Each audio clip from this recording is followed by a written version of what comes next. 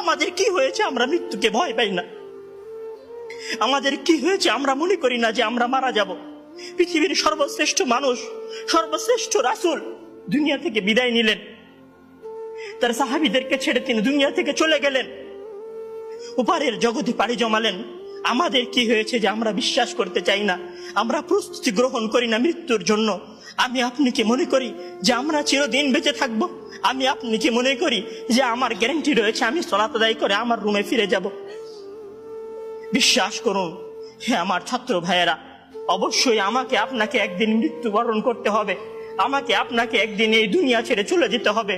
সুতরাং মৃত্যুর জন্য প্রস্তুতি গ্রহণ করুন, সুতরাং মৃত্যুর জন্য প্রস্তুতি গ্রহণ করুন।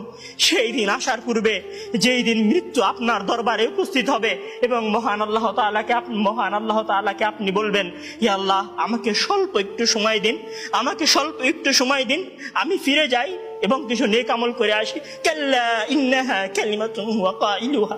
তখন মহান আল্লাহ তাআলা বলবেন, কোনো সুযোগ নেই, এটা তো তার মুখের কথা মাত্র, সে ফিরে গেলে আবারও আমল করবে না, সে ফিরে গেলে আবারও আমল করবে না। সম্মানিত ভাইয়েরা, সেই দিন আসার পূর্বেই প্রস্তুতি গ্রহণ করুন, সেই দিন আসার পূর্বেই প্রস্তুতি গ্রহণ করুন। জেনে রাখুন, সেই দিন উপস্থিত হয়ে গেলে আর কোনো আমল করার সুযোগ থাকবে না। সেই দিন উপস্থিত হয়ে গেলে কবরে নাজাত পাওয়ার জন্য আর কোনো কিছু করার সুযোগ থাকবে না। সেই দিন এসে গেলে 2 রাকাত সালাত আদায় করে আল্লাহর কাছে ক্ষমা প্রার্থনা করার কোনো সুযোগ থাকবে না।